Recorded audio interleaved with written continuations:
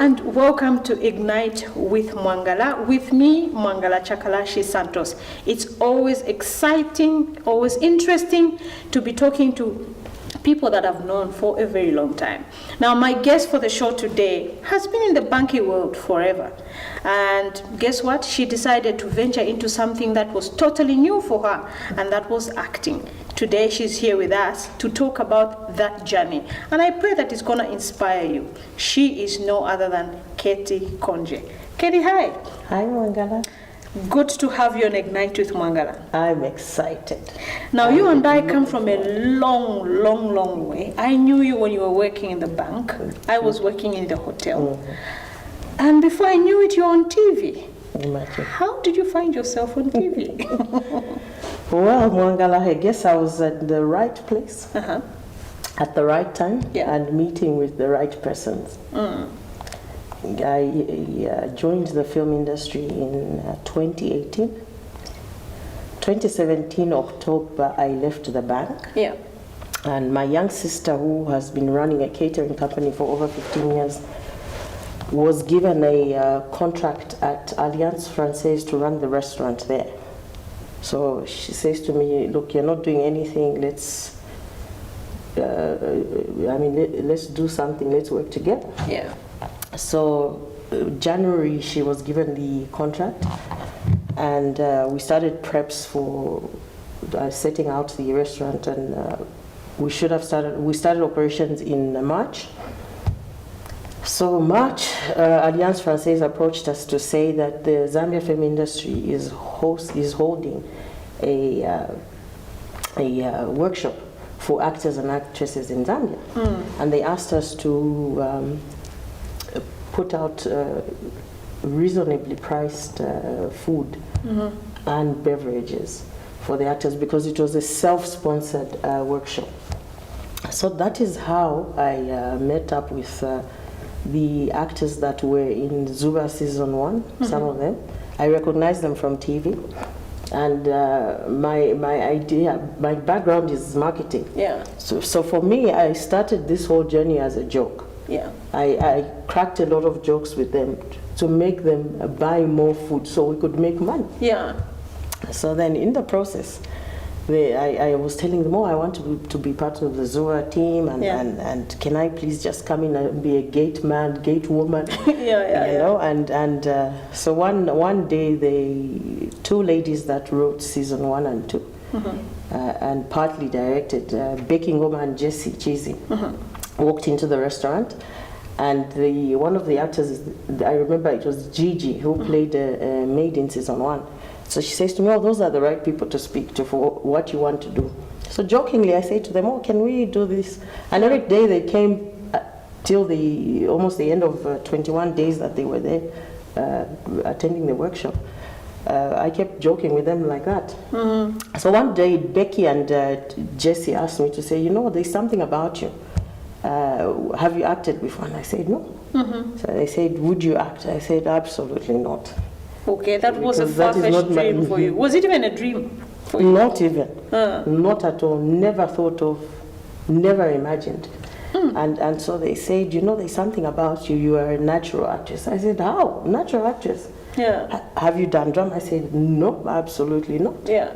Have you? I said, I've never even had the interest to join the drama club in school. Yeah. So they said to me, okay, we might have a role for you. But the role they explained to me was totally different from what I eventually got. Yeah. Nonetheless, at the end of the workshop, they obviously dispersed. And one day I got approached by Julian Adams, who was the producer for Zuba season 1 and 2. And he says to me, I got your name from Becky and Jessie. They said to me, see a brown lady with short gold hair, and speak to her. I said, these people. I said to him, Julian, look, I was just joking. This was just a whole joke, so I cannot even act. And he says, look, my office is here. Yeah. I'm not asking you to leave or to come to a far place. So can you just come, we sit down and talk? So I went and I saw him, and then one meeting led to the other. I met with him about 3 times, and he was saying to me, so we want to put you on a list of audition persons. We will be having auditions in such a day, and that is how the audition day came. I was given a script I was asked to prepare, and I prepared myself. So it was I was given a role to appear in prison and to be well prepared, even clothing wise. So when I went for the audition, I found Becky, Jesse Julian himself, and Sam. Sam is one of the set directors for Zuba. So the first thing they did is they burst out laughing. And like, why? I said, but you told me to come prepared. Because I walked in ripped jeans with boots, one boot zipped up, one down, a leather jacket, my belt hanging over my shoulder. Yeah. And before going, one of the chefs in the kitchen had given me a cigarette to put behind my ear. Yeah. So and I went in thugging myself, and so they said, oh Lord. So two of them had to leave. So Jesse and Sam auditioned me, brought in the camera, and I started my action. And they were just looking at me, and I thought, what have I done? Yeah. I told these people I have never acted before. Yeah, so it's my fault. Why should I even come and humiliate myself this way? So I had to do 3 scenes there, and then they say to me, okay, come, we're bringing the camera back. Come and tell us about yourself. So I went on a blabber because I was thinking, what should I say about myself? Yeah. So I started, oh, my name is Ketty. I'm currently running a restaurant with my sister. I have 2 children. I am a divorcee, and blah, blah, blah, all sorts of, I basically gave my personal CV. Yeah. And then Jesse says, okay, well, thank you very much. We just need to ask you a few other questions. Asked me how far I can go if I was given a kissing scene. I said, oh, I can only peck. Asked me how far I can go with stripping. I said I can put on a spaghetti top and chitenge. Yeah. So she rated the kissing as 40% and the how far I can strip 50%, and asked me to wait until they got back to in touch with me. So later on, I got feedback saying that I got the role in Zuba. Did you expect it? Did you see it coming? Not at all. I was just doing it for formality, just to satisfy their. All right. Okay, let me just get them off my back. Wow. So, yes, Ketty, since growing up, you've never thought of acting? Not at all. Not even a slight moment? None. The only experience I had with anything to do with film is I went to school in South Africa, the Bishop Babin School.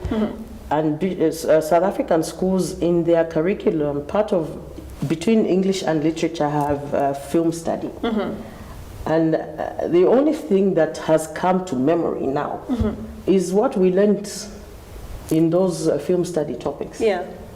Camera movement, camera. That is the only experience I've had with film. Nothing else, nothing more, nothing less. And the only other thing I played a role in Romeo and Juliet and in Hamlet at the school. But you see, that was a compulsory thing that you had to do. We all had to do it. Play a role. Yes, but obviously those children that were in drama club took up the main roles. So I was basically just somebody in the background, but never ever crossed your mind. Now, Ketty, I know you're so grounded when it comes to the Word of God. Do you think that it was divine that you actually ended up acting? Yes. Or what do you think could have happened there? You know, we cannot control our destiny.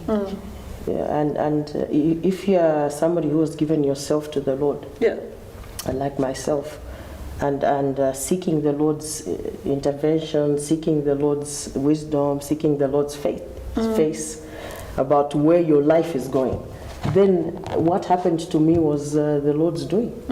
Yes. I mean, he changed my destiny. Or maybe he didn't even change my destiny. That was my destiny. Yeah, you just didn't know it. I just didn't know it. Yes. Okay. But all he did is he took me through places, through paths that caused me to cross paths with the right persons. At the right that time. led me to my destiny now. Oh, wow. I mean, just sitting here with you, I'm thinking, okay, I need to get a role in a film. Because if you can do it from working in the bank you can actually. to film, you know. Anybody can do anything if you, so long you put your mind to it. True. And you also need people that can pat you on the back. Yeah. I mean, those 4 people I've mentioned, they believed in me. Yeah. That is what we also need. Exactly. It's very rare to come across people who believe in you. But Julian, Becky, Jessie, and they Sam, pushed you in the right direction, they did. and there you are. And they told me, you can do it. Oh, fantastic. So, what I'm learning from your story, when you were sharing this story with me, I think weeks back, I'm thinking, so there's nothing impossible. I mean, when you put your mind to something, or when you leave your life open, you just never know the possibilities. You just never know where you're going. Now let's talk about your love life. I know. I'm watching there. I know in Zuba you play a role of Muiza. Obviously, we're not going to talk so much on your role in Zuba, but we want to connect with Ketty. Okay, let's talk about your love life. Are you dating? Are you married? I'm a divorcee, but I have 3 children. Okay. 3 girls. I am not married. I've been alone since 2008.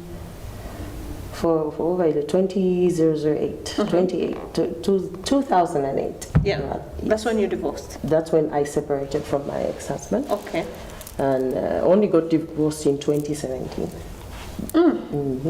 So you've been, okay. So are you, I mean, the men out there must be watching and wondering, looking at this beautiful. and asking questions. Are you dating?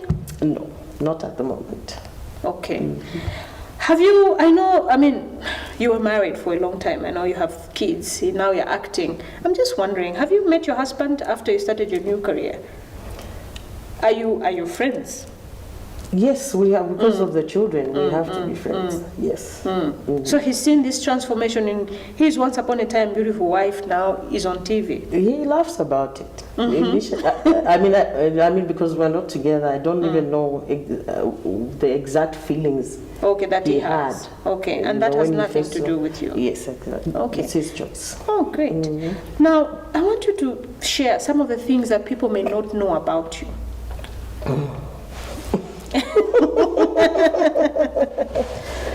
Well, I'm very friendly, very bubbly. Yeah. I'm a person that easily makes friends with people. I'm spiritual. That's very evident. I love children. There's that side of me that people don't know. A lot of my close friends and relatives know where I should have ended up is actually running a school. Yeah. Or a daycare center. Because I have a huge connection with children. Yeah. Yes. So wow. That's one of those things. Okay. So we're going to be taking a short break, and when we come back, I want us to talk about how do you strike a balance between acting and your belief, obviously your spirituality. You said you're very spiritual, isn't it? How do you strike a balance between who you are as a person and your spirituality? Because there's always a notion that especially in Africa, particularly Zambia, that she's on TV. Just because you're on TV, there's a lot of perception out there, so negative perception that goes out there. So how do you strike a balance and still remain you? So we will be diving into that when we come back after this short break. We take a short break, and when we come back, we continue talking to Kettykhonje, who is an actress and has acted in a number of films. Don't go away.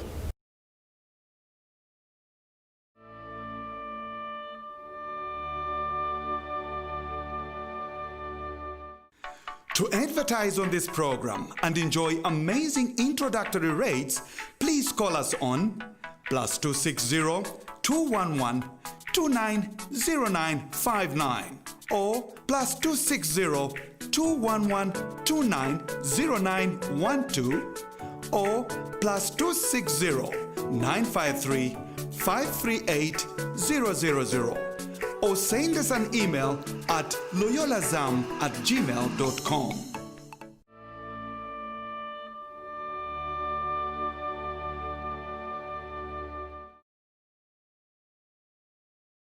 Welcome back. If you're joining us now, I am talking to Kettykhonje, who is an actress and has done a role in Zuba. Now, I know that's a film, that's a movie, that's a series that a lot of us have watched, and she's here with us on Ignite with Mwangala. Before we went on break, we were talking about how you strike a balance. We were talking about church, you're talking about you being a mother. And how do you just find yourself? How do you differentiate between when you're acting, you know that's a job, and you know when you're a church or just in the community? How do you strike a balance? I must say to you, acting is a job. It's the same as an 8 to 5 job. Okay, so even those of us that are acting, those of us in the film industry, it's just like you, we are going to work. Yeah. The only difference there is we are seen on TV. So we are in the public eye. Yeah. And so it's like we live in each and every family's home. Yeah. So they feel that they know you, and exactly. They feel, you know, it's like you have an open book. But there's a way to balance that and to manage it by having limits with your behavior. And also, speaking of which, you know, it depends on the role you play. Yeah. I'll give you an example. Pastor T.D. Jakes is an actor. He's a pastor and he's also an actor. And he only takes up roles that relate to what his natural work or his day-to-day life is. Now, obviously, fans and viewers are very judgmental of the people that are in the public eye. Yeah. So I must make mention, I am an armor bearer for my pastor. And imagine they see me and I escort her to a lot of these church meetings and preachings and teachings. And imagine one day they see me carrying her Bible and helping and speaking, and the next thing they see me in a compromising scene. People will judge me, definitely. So how you balance that out is, I guess you have to make a decision on which type of roles to play. Yeah. But then also you're also limiting, and you're also, you know, making your work suffer in a way. It's really challenging and it's very difficult. Yeah. But life goes on. True. I mean, say that again. Now, I know you're in the public eye. Everybody, you've just told us that everybody feels that, you know, they know you. Like, you know, they know Ketty's like, I know Ketty. How do you manage temptation? Because I know just because that you are in public side, people think that they can take advantage of you. I don't even know where that idea comes from. How, Ketty, how do you fight temptation? I'm sure sometimes you're tempted as a beautiful woman. I'm a human being, but the good thing about it is it's come to me at a stage in my life when I'm mature. Yeah. If it came, I see it now that I'm in the industry. What we lack in the film industry in our nation is mentorship. Yeah. There's a gap there. We need to be mentored. Our state of mind needs to be corrected. And even what is happening to you, 1 minute you're not known, then all of a sudden everybody is stopping you for a picture. I mean, as a young person, I can only imagine how difficult it is when you're young and you get exposed to that kind of setup. But I am thankful to God and I'm privileged and confident to say that for me, because it came at a time when I'm mature, I am able to draw the line. Yeah. You know, I'm able to differentiate, you know, and I'm able to take control as well. Yeah, you know that, okay, now this is where, I like that you say that, you know, I was just telling you, I think, you know, when we're having our faces made, you know, that I go to a funeral house And I get to this funeral house. For me, it's a funeral. You know, you're dressed. It's a funeral, and suddenly one, two people there identify. Oh, this is Ignite with Mwangala. Okay, yeah. Can I take a picture? And in my heart, I'm thinking, no. We're at a funeral house. Why would you do that? You know, people tend to think that they know you just because you're on TV. They think they own you. They think they know you. I mean, that's just how it is. Now, let's talk about challenges. What are some of the challenges that you've faced as a woman in the industry? Well, personally, I have not faced any major challenges, but my interaction with my colleagues, there's quite a number of challenges. One of them is some productions don't pay actors, so it would be nice if, and we don't have a policy per se. Yeah. But there's now a filmmakers guild, and that will be that at least the filmmakers guild can mitigate all the issues that are faced by filmmakers and actors. So the challenge is that some productions don't pay actors. Either don't pay them on time, either don't pay them at all, or even do not pay.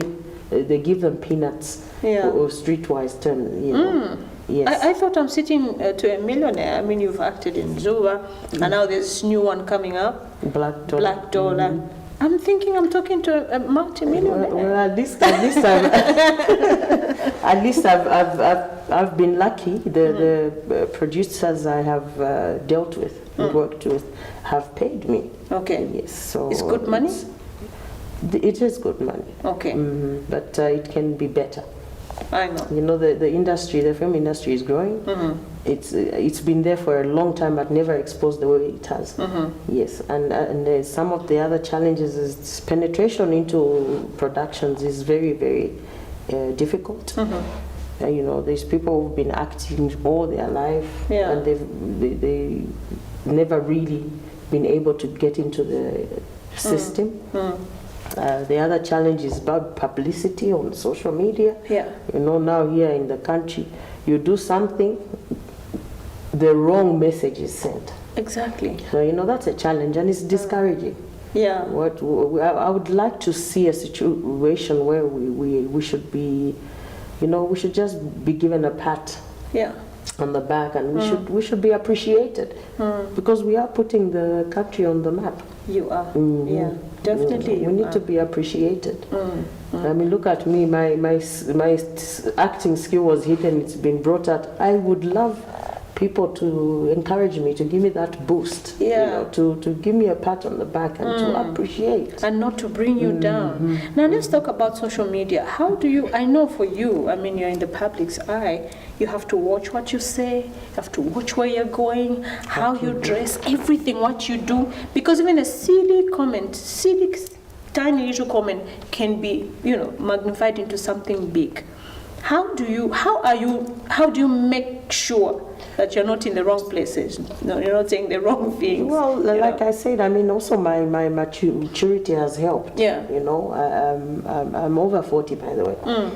You don't look it, girl. You're over 40? I am. and also, we have to be careful how we respond to the fans, to comments. Just, you know, to play it low. You know, you lose nothing, really. It's painful. There are some comments that are pricking, but then you have to realize that it's not their fault that they see you that way on TV, because TV is very impactful. And it's not the viewer's fault. It's not the fans' fault.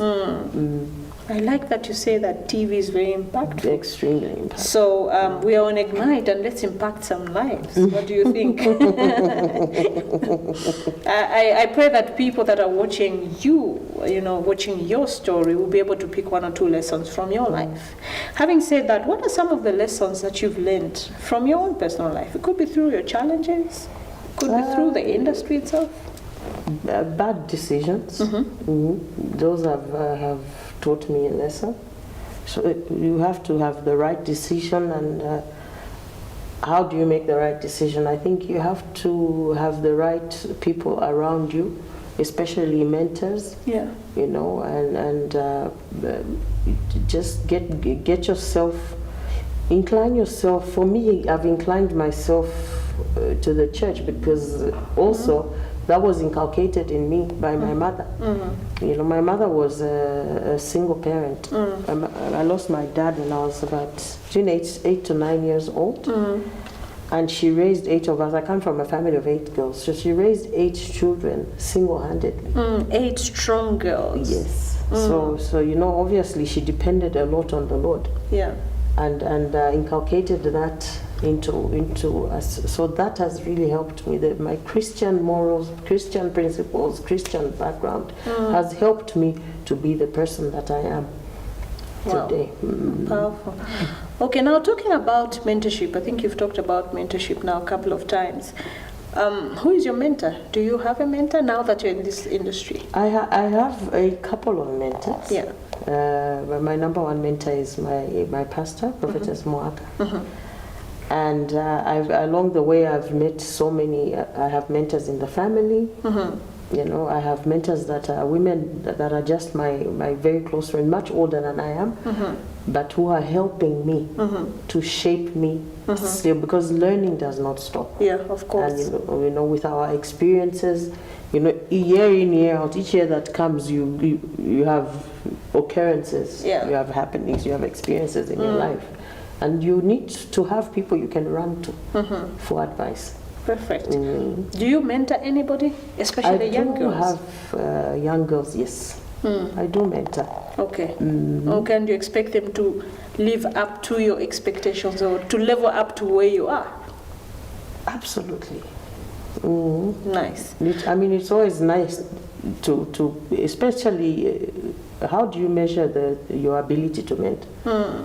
It is by the turn somebody that's been, you know, you are picking up from the mud, how they turn and switch to become a better person. That measures your ability, or your, you know, to mentor somebody. Yeah. True.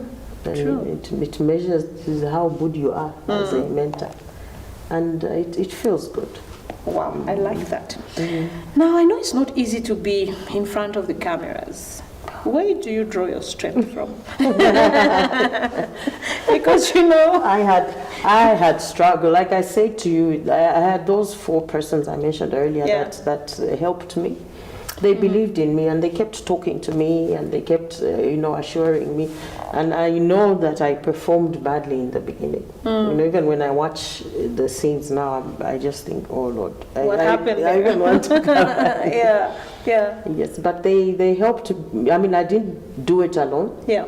The crews on all the sets I've worked on, we work as a team. The directors help, the camera people help, the DOPs, and then fellow actors. You know, it's how they also have. I must say I've not had a bad experience. They all understood that I was, and I also have a spirit to learn. You know.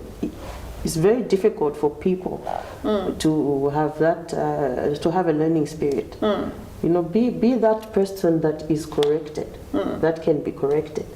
But you know, you find some people are so rigid, they don't even want to be told. I am very open to correction, I'm open to teachings, especially in the industry. I mean, I'm so new, and I would like to still learn more. I am still a baby, as it is.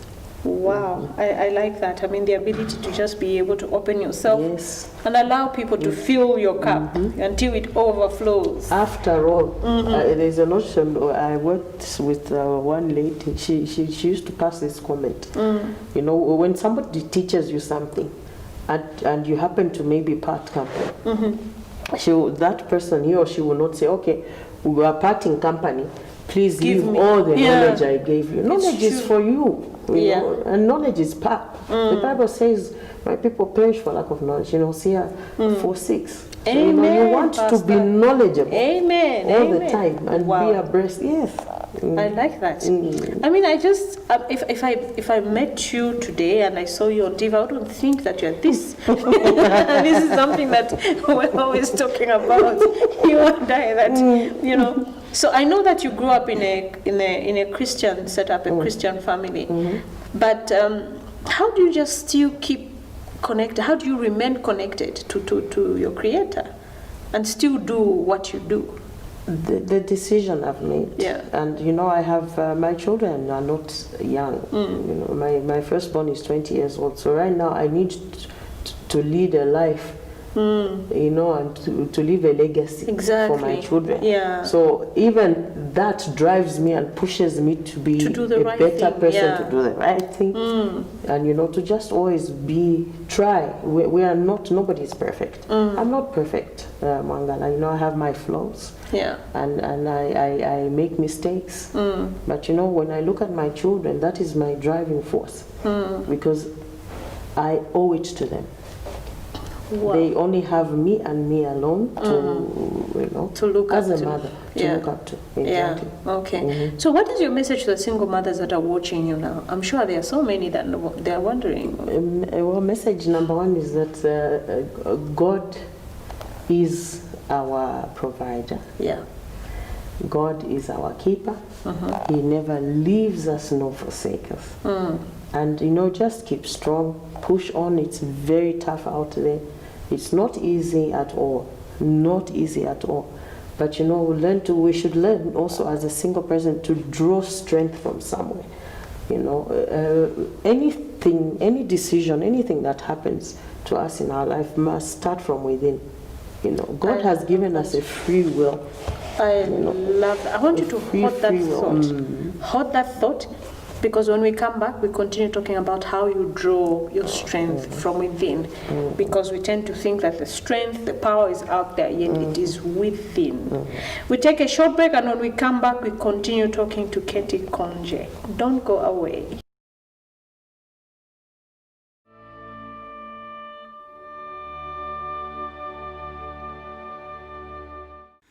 To advertise on this program and enjoy amazing introductory rates, please call us on +260 211 290959 or +260 211 290912 or +260 953 538 000.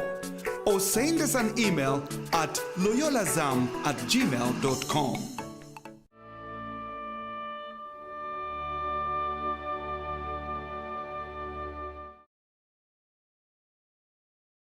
Welcome back. If you're joining us now, I am talking to Kettykhonje, who is an actress.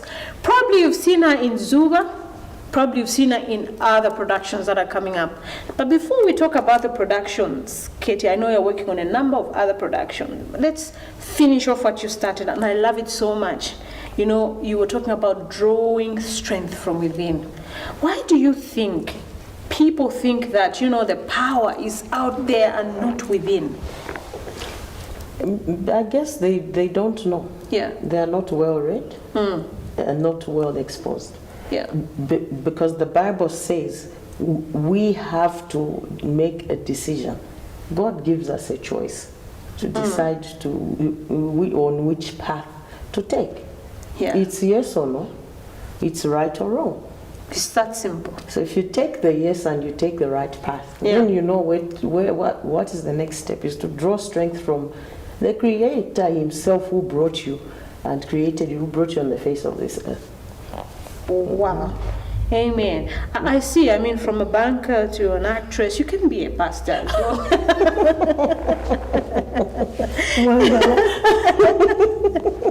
Now, let's talk about the other production that you're working on. Obviously, not to give us a lot of details, but I know that you did a stint, not even a stint, you had a role in Black Dollor. I have a role in Black Dollor. And in that movie, you are actually a thug. Is that right? I can't give too much information. I know. People need to be patient. They should look forward. Black Dollor is going to premiere on the 14th of November. Of November, this year. Yeah, but I have an idea, and which leads me to my next question. How do you just bring out, for example, you're given a role as a thug. How do you bring out this thugness in you. There's such a word. Mwangala, I'm amazed myself. I don't even know how I do it. but the coaches, the film or acting coaches that have helped me, they one of the advice they gave is to watch movies that are in relation to the role that you've been accorded. So my 2 roles that I've done so far, the thug ones, I've had to watch movies like Set It Off, because it has those women that are rough and thuggy. And also the Al Pacino movies, because Al Pacino, you know, these gangsters. Yeah. Most gangsters, if you notice, their right-hand persons are female. And I've looked closely and thought, oh, okay. Yeah. And you see how they do it so well. And you know, thugs and gangsters, they are not rough per se, but they are very soft inside, but bring out a fearful, you know, attitude, fearful character. I mean, to succeed in what they're doing. Exactly. If I'm going to scare you. And you do it so well. Is that the other side of you that we probably don't know? That's work. I like the way you quickly say that's work. I like that. Now let's talk about, obviously when you're given these roles, you have to have a script, you know. How easy is it to memorize a script or to master that script? You know, obviously when I started, it was not the best of things. But with time and you know, with the help of my colleagues, it's been easy as we go along the way. Okay. Yeah, but you literally, it's like you've said, it's work. I mean, if you have work to do, and you know, you have to put in. Know exactly. You have to know that this is work, and I have to do it. It's a must do. You have to read your script in advance, understand it, and we are given the opportunity to ask. Yeah. And I mean, they're not so strict. I mean, they are strict in the sense you have to be serious. But it's not like they don't help you. So if you're on set and you forget your lines, there's somebody to remind employed specifically just to remind the actors and actresses on their lines. Has it ever happened to you where you forget a line? Several times. Several times. Yeah. So what usually happens? Is it because there's so much to memorize, or mostly it's because we are underprepared? Oh, so you have to be disciplined enough. Also, sometimes you just show up not prepared. You must be prepared. What's a typical day like on set? If you're on set, what would that look like? It starts as early as 5 in the morning. And 5 means you have to be seated and being made up, face made, makeup. So you should be picked up. Say, so if your routine or your set call time is 5 o'clock, meaning you should be picked up about 4:30 to make it for 5, and then they prepare you. And you're in the studio from 5 up to? It depends on how many scenes you have in a day. It depends on. So what's the most that one can have? How many scenes can one have? Even up to 14 scenes. In a day? So all those 14 scenes simply means there's a script to each one of them, and you have to master. You have to master. I mean, you're over 40, so you know what happens when you're over 40. You tend to forget somehow. Clever. I don't like that. You're clever, so you don't forget. Are we acting now on Ignite? You never know. I'm in front of the cameras. I know. I'm having a nice time. That's me, you know, in front of the cameras, I breathe, I come alive. There's just something about the cameras, you know. Now, let's talk about, I know you said you're not dating, and I just want to still push there.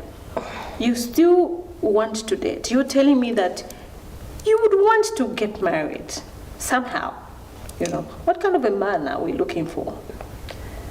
Right now, obviously my decisions on a man from way before and now are different. Yeah. I would look for a companion now.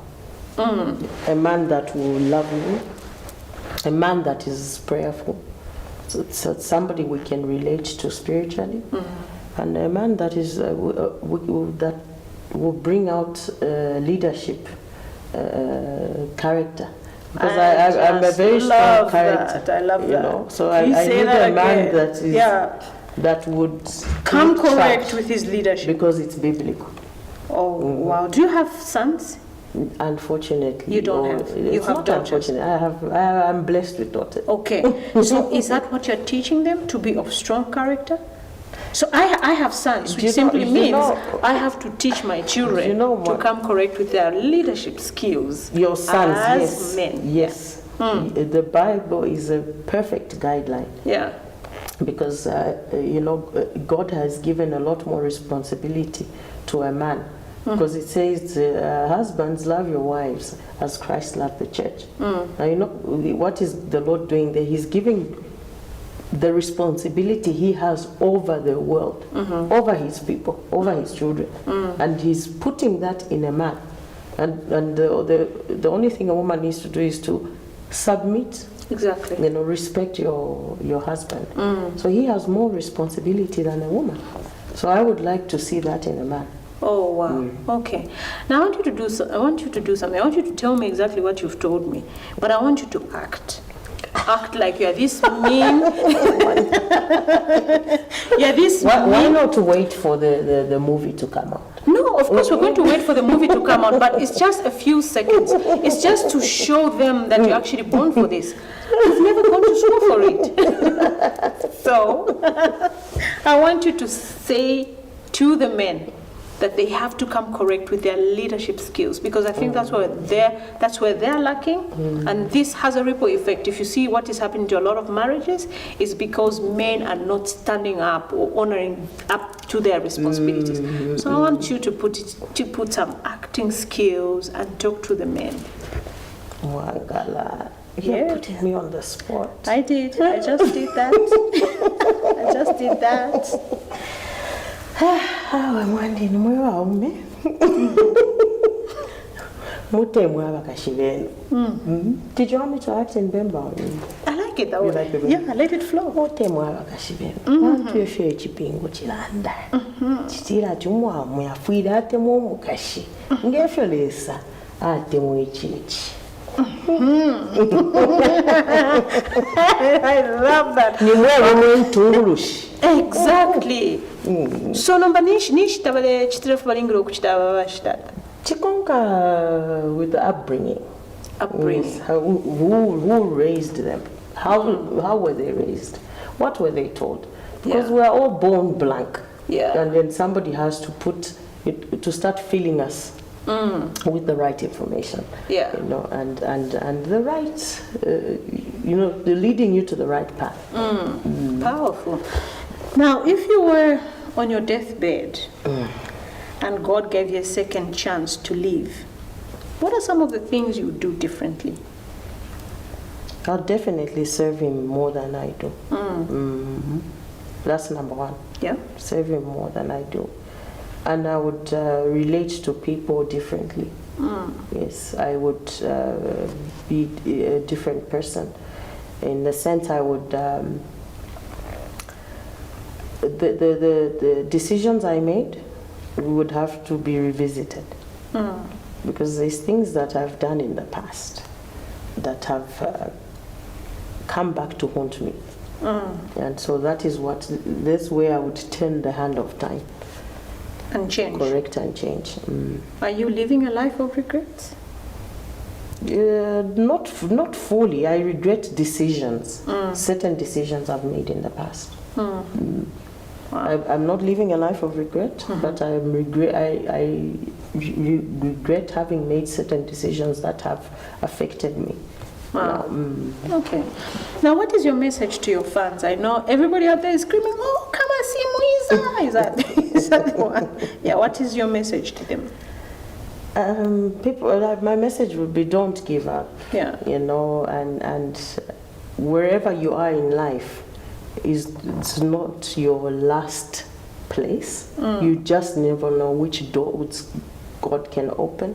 You just never know where the Lord can take you and the people you would meet. You know, we meet people every day. I'm a firm believer to every reason there is a season. To every season there is a reason. So God brings, causes us to cross paths for a reason. I don't take for granted anybody that I meet at all, because I believe there's a reason why the Lord has caused me to cross paths with that person. Oh wow! They are destiny carriers. They are destiny pushers. They are destiny helpers in life, all that we need to always look out for. Seek the wisdom of the Lord. The Bible says that if anyone lacks wisdom, ask it of the Lord. And God gives us wisdom and understanding. That's so powerful. Ketty, thank you so much for coming on Ignite with Mwangala. I know that you're coming back again to act some more and just to inspire me, Are you inspired? I am more than inspired, to inspire me to probably take a role in one of the movies. You just never know. You see? Thank you so much. Okay. And all the best. Thank you. So there you have it. Never give up, because you just don't know where this life is going to take you. Today you may be at your lowest point, but you just never know what that will birth. This has been Mwangala Chakalashi Santos, and remember to make every day count and join us for yet another exciting episode.